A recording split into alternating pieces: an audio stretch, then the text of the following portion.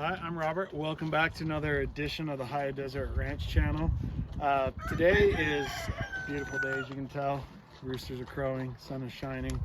It's can't get much better than this here in the high desert, over 6,000 feet. Two things, a little bit of fall update. It's been a really long time since I've uploaded a video, but I've also been getting questions from some of you viewers, which I appreciate, gives me ideas. And I realized that I might have done some of these videos, but some of those topics are buried within a video or deep in the annals of the YouTube registry. So here's a little refresher where I'm going to give you a little update on things going on the ranch, but also I'm going to talk about the amount of feed that you give each particular type of pig. We're going to go from the breeding stock all the way down to your feeder pigs. So a few things. Things have been good. Finally starting to cool off here, especially in the nighttime. I hope to have seen our last 8-degree temperature as about a week ago. A very super dry summer. We had almost 2 months of no registered precipitation here. Dry. Obviously it's the high desert, so we're not going to get inundated like some of you folks have here around the country, but we average about 13 to 14 inches of precipitation a year, and that includes the water content within the snow. We're sitting at about 5.5 inches right now, so not super great. Hopefully we get some more late autumn storms here, and especially as we move into October. That's actually one of the wettest months here in the high desert, at least where we're at.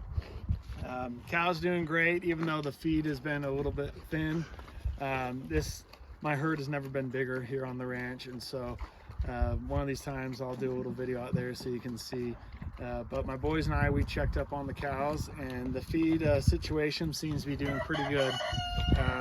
Fortunate than some of the others that have really been scrambling to find some feed pasture here in such dry conditions. So that's been good. I even have a possible fall planting program that I'm going to be starting.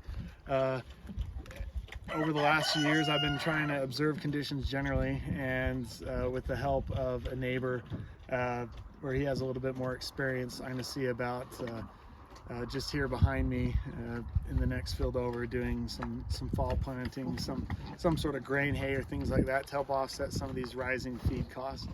So good things are happening, and as I've always said in some other videos, the one thing that gets in the way of making a ranch video is ranching itself.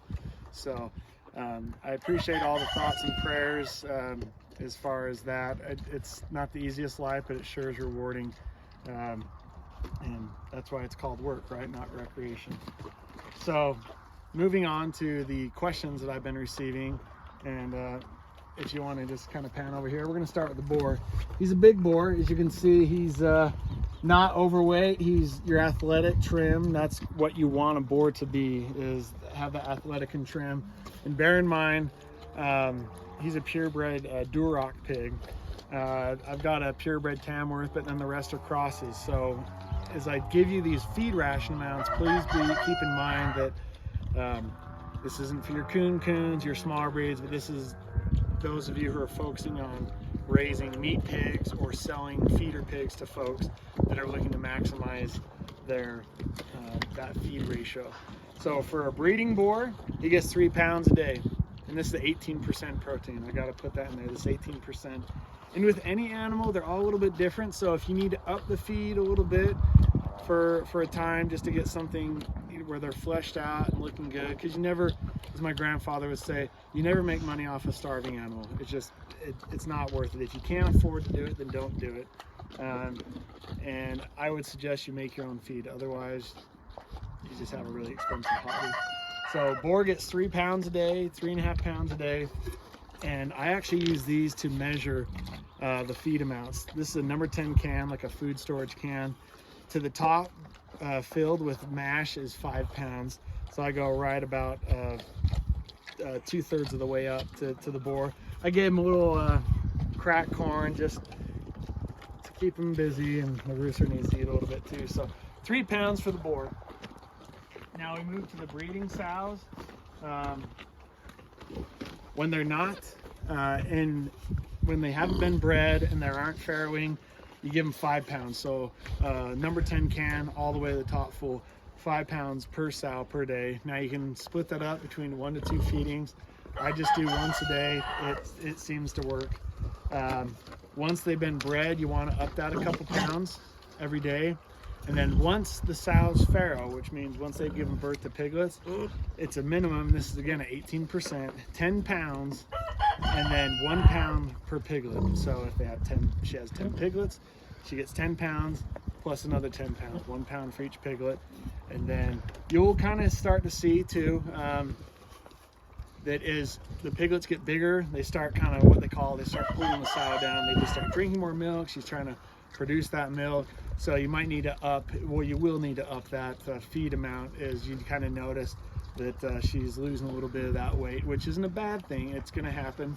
And then of course you want to start offering some extra feed for the piglets too, to start transitioning them from the mother's milk over to full feed.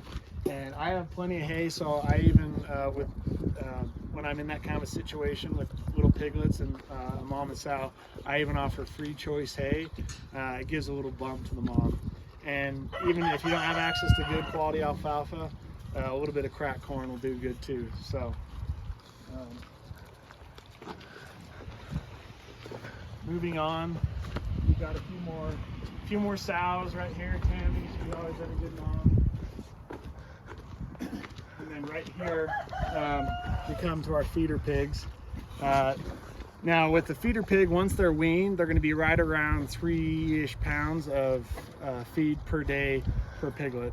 And then once you get them up to about 7 months, 6 to 8 months is your target date as far as a slaughter. You want to make sure that you move them up some 3, and then they're going to max out about 10 pounds per day per piglet. So again, you got to keep that in mind. It does cost a little bit of money, but a good rule of thumb, if you have good genetics, like these are really good genetics right here, for every pound of pork you get, you got to give about 3 pounds worth of feed. So you figure you're right around about 1,000 pounds of feed per pig. And again, you're gonna be going through a lot of feed. If you've got these many pigs right here, you'll be going through, you know, a few dozen pounds of feed per day. And so you want to keep that in mind, because you don't want to get yourself in a situation where you don't have enough feed, or even more so, you don't have enough money to purchase that feed. And then as always, just provide fresh water for them. Really, that's all I can think of. Can you think of anything else, buddy? Partner? Yeah, that's really all I have. I mean, if you have any questions or comments, leave them in the comments section below.